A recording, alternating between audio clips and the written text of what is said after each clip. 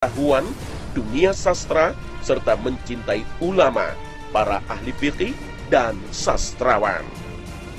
Tatkala Sultan Salim pertama wafat pada 9 Syawal 926 Hijriah atau 22 September 1520 Masehi, Sulaiman diangkat menjadi raja yang baru menggantikan ayahnya. Sebagai pemegang amanah utama segala urusan negara, kedudukan Sulaiman Al-Qanuni bin Salim memainkan peranan utama dalam dunia politik. Saat naik tahta, beliau menyampaikan sebuah pidato pertama yang mengguncang dunia. Karena di saat pelantikannya, Sulaiman Al-Qanuni bin Salim membuka khutbahnya dengan membaca surah An-Naml ayat ke-30. Innahu min Sulaiman wa innahu bismillahirrahmanirrahim. Selama masa pemerintahannya, Sultan Sulaiman Al-Qanuni bin Salim benar-benar total memenuhi hari-harinya untuk bertanggung jawab sebagai kepala negara. Di awal pemerintahannya, ia berhasil memperluas pengaruh kerajaan. Pasukannya berhasil mengalahkan pihak asing yang hendak mencampuri urusan kerajaan. Sultan Sulaiman Al-Qanuni bin Salim mampu menertibkan wilayah yang hendak melepaskan diri dari otoritas Turki Utsmani. Para musuh politiknya mengira dengan kondisi usia Sultan Utsmani Al-Qanuni bin Salim yang masih sangat muda, yaitu 26 tahun, menjadikannya lemah. Dan ini merupakan kesempatan yang tepat untuk mewujudkan ambisi dan keinginan mereka untuk memberontak. Ternyata, hal itu tidak semudah seperti yang mereka sangka.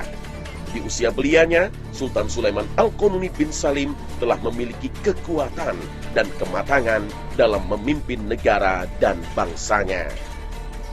Sultan Sulaiman Al-Qanuni bin Salim berhasil memadamkan api pemberontakan yang dikobarkan oleh Janbirdi Al-Ghazali di Syam, lalu Ahmad Basha di Mesir, dan seorang berakidah Syiah yang bernama Qulandar Jalabi di daerah Konya dan Kahraman Maras. Qulandar berusaha menguasai kerajaan Turki Utsmani yang berakidah Ahlus Sunnah wal Jamaah sesuai akidah Sulaiman Al-Qanuni bin Salim. Dalam proses revolusi dan pemberontakannya, Qulandar mengerahkan 30.000 pengikutnya. Mereka berupaya untuk menggulingkan dan melengsarkan Sultan Sulaiman Al-Qanuni bin Salim dari tahta kerajaan, serta mengganti akidah kerajaan dari Ahlus Sunnah wal Jamaah menjadi Syiah.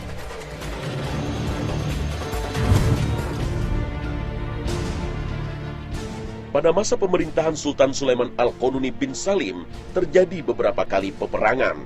Hal tersebut berkonsekuensi menjadikan wilayah kekuasaan kerajaan Utsmani menjadi kian luas hingga mencapai Eropa, Asia, dan Afrika.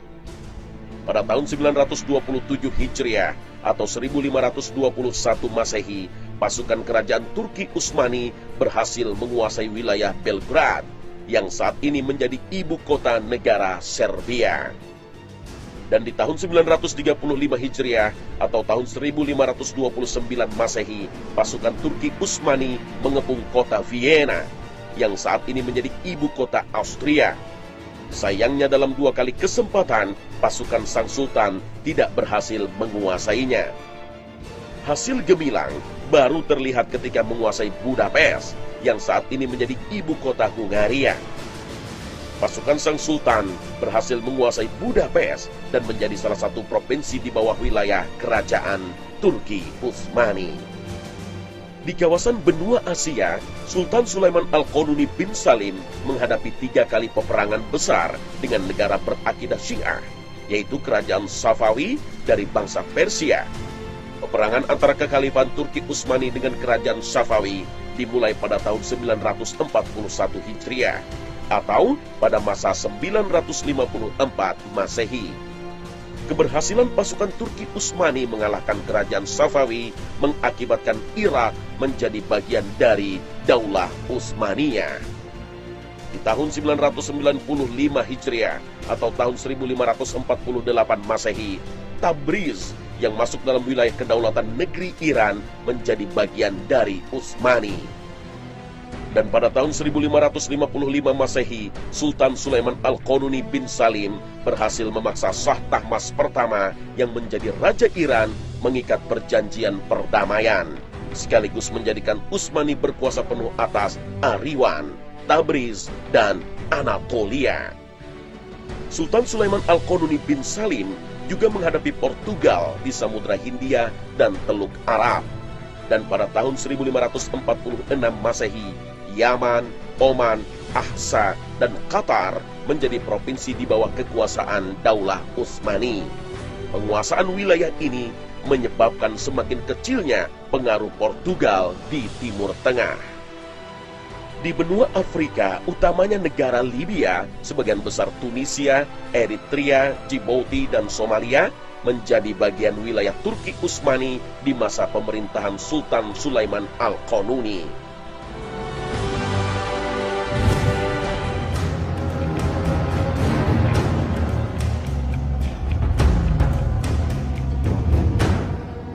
Pada masa Sultan Sulaiman Al-Qanuni bin Salim, kekuatan maritim pun kian diperkokoh. Panglima Angkatan Laut di masa kerajaan di masa pemerintahan Sultan Sulaiman Al-Qanuni bin Salim adalah Khairuddin Barbarossa. Dialah laksamana terkuat pada zaman itu yang menjaga wilayah kekuasaan Islam Turki Utsmani dari gangguan negeri Portugal. Laksamana Barbarossa adalah seorang panglima Angkatan Laut Utsmani yang tangguh. Ia berhasil menguasai pantai Spanyol dan menghancurkan Angkatan Laut pasukan Salib di Laut Mediterania. Laksamana Khairuddin Barbarossa memiliki peranan yang signifikan dalam membantu Sultan Sulaiman menghadapi orang-orang Spanyol. Beliau adalah penyelamat ribuan Muslim Spanyol dari kekejaman bangsa Kristen Eropa. Pada tahun 935 Hijriah atau 1529 Masehi, kapal-kapal laut Utsmani diberangkatkan menuju pesisir Spanyol untuk mengangkut sekitar 7.000 Muslim Spanyol. Mereka berstatus sebagai buruan pemerintah Kristen Spanyol. Muslim Spanyol di masa itu, jika tidak dibunuh, akan dipaksa memeluk Kristen. Jika menolak, mereka akan menjadi budak. Sultan Sulaiman Al-Qanuni bin Salim juga mempercayakan Laksamana Khairuddin Barbarossa untuk menghadapi serangan orang-orang Spanyol di Laut Mediterania. Dalam perang ini, Spanyol menderita kerugian yang sangat besar karena kalah dalam pertempuran tersebut. Dan penderitaan terbesar aliansi Kristen adalah dalam Perang Preveza pada tahun 1538 Masehi. Laksamana Khairuddin Barbarossa juga berperan dalam kerjasama militer dengan Perancis saat membebaskan kota Nice pada tahun 1543 Masehi. Hasil dari kerjasama ini menjadikan Utsmani memiliki kekuasaan atas kota pelabuhan Toulon, dan kota Toulon pun menjadi basis militer dan pelabuhan kerajaan Utsmani di Laut Mediterania bagian barat. Kekuasaan Utsmani kian meluas hingga mencapai Laut Merah. Sultan Sulaiman Al-Qanuni bin Salim berhasil mengusir orang-orang Portugal dari wilayah tersebut. Di Afrika, negeri Habasyah pun menjadi bagian dari Utsmani. Jalur-jalur perdagangan antara Asia dan dunia barat melewati wilayah negara Islam Turki Utsmani.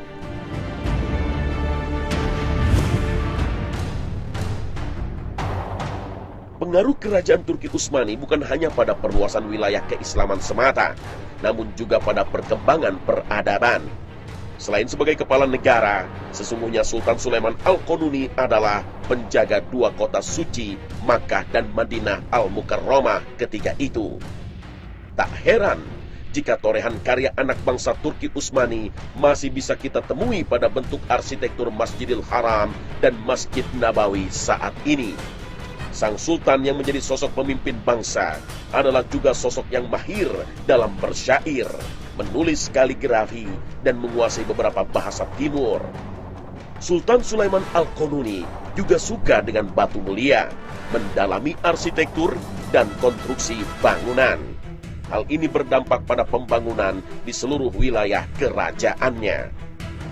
Sultan Sulaiman Al-Qanuni membangun beberapa bangunan utama seperti benteng di Rhodes, Belgrade, dan wilayah Iran.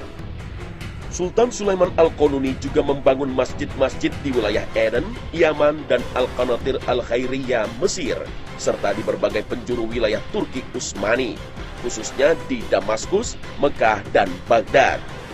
Sultan Sulaiman Al-Qanuni juga menunjukkan seni arsitektur pada bangunan-bangunan di ibu kota dan berbagai daerah. Seorang sejarawan yang bernama Jamaluddin Falih Al-Kailani mengatakan, masa kepemimpinan Sultan Sulaiman Al-Qanuni merupakan masa keemasan Daulah Utsmani, karena pada masanya Turki Utsmani menjadi satu-satunya negara adidaya di muka bumi dan memiliki dominasi kekuasaan di Laut Mediterania.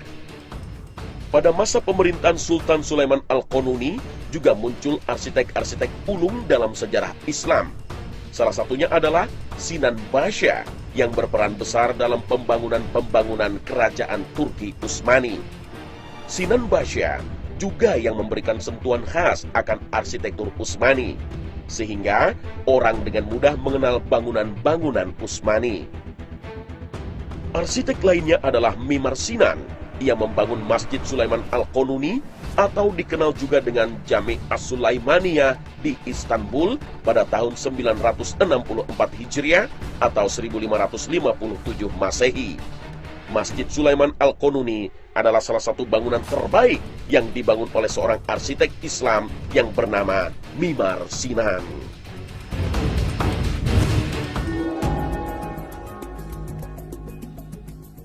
Luasnya wilayah kekuasaan, tingginya peradaban yang diciptakan, ternyata belum mampu mengalahkan satu-satunya peninggalan Sultan Sulaiman Al-Qanuni sebagai warisan dunia Islam, yaitu menyusun tata perundangan.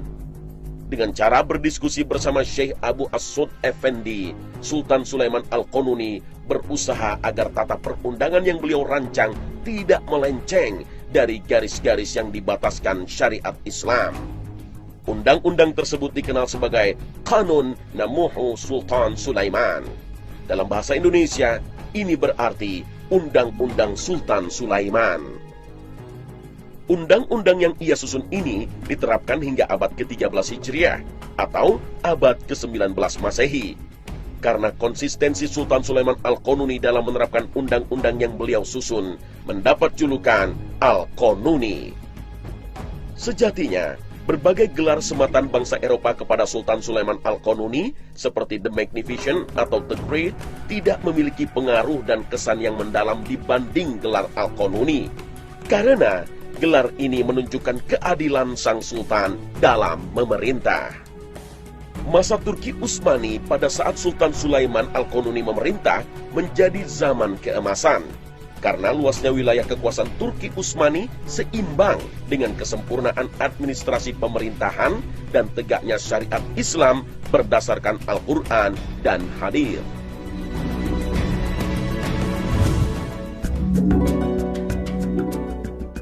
Di penghujung usianya, Sultan Sulaiman Al-Qanuni bin Salim menderita sakit artritis atau sakit pada persendian alias encok. Penyakit ini membuat beliau tidak mampu mengendarai kuda, dan Sultan Sulaiman Al-Qanuni bin Salim memiliki usia yang cukup panjang, hingga mencapai 74 tahun. Saat Sultan Sulaiman Al-Qanuni bin Salim mengetahui orang-orang Kristen Eropa berada di garis perbatasan negeri kaum muslimin, beliau tetap berdiri, berjihad, memimpin pasukannya. Padahal saat itu, beliau sedang menderita sakit yang cukup parah. Sultan Sulaiman Al-Qanuni bin Salim berangkat menuju Medan Laga pada tanggal 9 Syawal 973 Hijriah atau 29 April 1566 Masehi. Saat sampai di kota Siegfried, Hungaria, sakit yang beliau derita pun bertambah parah. Para dokter kerajaan telah menasihati agar Sultan Sulaiman Al-Qanuni bin Salim tidak berangkat ke medan jihad. Para dokter berharap sakit yang beliau derita dapat sedikit reda, bahkan sembuh total. Namun, Sultan Sulaiman Al-Qanuni bin Salim menjawab nasihat dokter dengan jawaban yang diingat oleh sejarah. Aku lebih senang wafat dalam keadaan berjihad di jalan Allah. Sultan Sulaiman Al-Qanuni bin Salim pun mengepung kota Siegfried. Setelah 2 minggu mengepung, pasukan Islam mampu mencapai garis depan dan pertempuran pun pecah. Cuaca yang dingin dan kekuatan besar Kristen serta semangat tinggi mereka untuk mempertahankan benteng menjadikan perang itu sebagai perang terberat yang dihadapi umat Islam. Peperangan dan pengepungan terus berlangsung hingga genap 5 bulan. Kekhawatiran kaum muslimin pun kian meningkat karena sulitnya menaklukkan benteng Zigetvar ini. Di sisi lain, sakit Sultan Sulaiman Al-Qanuni bin Salim bertambah parah dan ia merasakan bahwa ajalnya telah dekat. Sultan Sulaiman Al-Qanuni bin Salim pun merendahkan dirinya kepada Allah Ta'ala. Beliau berkata, "Ya Allah, penguasa sekalian alam, berilah kemenangan kepada hamba-hambamu umat Islam. Tolonglah mereka dan berilah nyala api pada orang-orang kafir ini." Allah Ta'ala mengabulkan doa Sultan Sulaiman. Salah satu peluru meriam umat Islam menghantam gudang mesiu pasukan kafir. Ledakan dahsyat pun terjadi. Benteng bangsa Kristen pun jebol. Umat Islam pun menyerang habis-habisan. Dan pada akhirnya bendera Sulaimaniyah berhasil berkibar di puncak benteng. Betapa gembiranya Sultan Sulaiman Al-Qanuni bin Salim dengan kemenangan tersebut. Beliau memuji Allah atas nikmat yang agung ini. Lalu Sultan Sulaiman Al-Qanuni bin Salim berkata, "Sekarang, selamat datang wahai kematian. Selamat datang kebahagiaan, kemenangan, dan semoga menjadi kemenangan yang abadi. Berbahagialah jiwa yang ridha dan diridhai, yaitu mereka yang Allah ridhai dan mereka juga ridha kepada Allah." Sultan Sulaiman Al-Qanuni bin Salim wafat pada tanggal 20 Safar 974 Hijriah atau 5 September 1566 Masehi. Putra mahkota Sultan Salim II mendapatkan kabar wafatnya Sultan Sulaiman Al-Qanuni bin Salim dari Muhammad Pasha. Sultan Salim II berangkat menuju Zigetvar untuk menjemput jasad sang ayah. Ia membawanya kembali menuju Istanbul. Bagi barisan umat muslim, hari itu adalah hari yang penuh duka cita. Umat Islam merasakan kesedihan dan kehilangan yang sangat mendalam.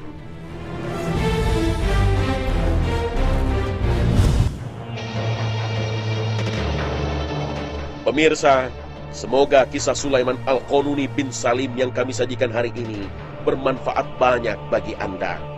Mengenal sosok Sulaiman Al-Qanuni bin Salim sebagai pribadi yang menghamba kepada Allah semata. Namun janganlah Anda tertipu, karena hingga saat ini kaum kafir berusaha membolak-balikan sejarah dengan menebarkan kepalsuan sosok pahlawan-pahlawan besar muslim. Inilah kisah sebenarnya dari Sulaiman Al-Qanuni bin Salim, seorang raja masyhur yang berjasa besar bagi perkembangan peradaban Islam. Pemirsa, upaya bangsa kafir memutarbalikkan sejarah terus berkembang. Tidak hanya kisah Sulaiman Al-Qanuni bin Salim yang hancur dan diputarbalikkan. Pemimpin besar muslim lainnya, Muhammad Al-Fatih, juga dilecehkan menjadi seorang vampir. Bahkan, kisah Nabi Nuh alaihissalam mendapatkan perombakan sehingga menjadi sebuah film fiksi yang jauh dari kisah nyata, tidak sesuai dengan Al-Quran. Dan kini, Nabi Musa alaihissalam juga menjadi sasaran pencitraan fiksi atas perjuangan dakwah dari seorang nabi utusan Allah. Saat ini, sebagai sebuah bangsa, kita harus kritis. Penayangan kisah Sulaiman Al-Qanuni bin Salim hari ini bukan untuk membangkitkan euforia Islami di masa lalu. Khazanah menayangkan kisah Sulaiman Al-Qanuni bin Salim untuk menjadikan kita belajar sejarah peradaban Islam dengan sebenar-benarnya. Bukan dari sebuah tayangan fiksi yang berniat melecehkan dan merendahkan perjuangan seorang pejuang agama Allah. Pemirsa, sudah saatnya kita memilih referensi yang tepat agar belajar sesuai dengan maknanya, yaitu sebagai sebuah pelecut semangat agar kejayaan di masa lalu mampu terwujud di masa depan. Bangsa Muslim Indonesia harus belajar banyak dari sejarah dari era dakwah Rasulullah Sallallahu Alaihi Wasallam hingga ke masa kekhalifahan Islam.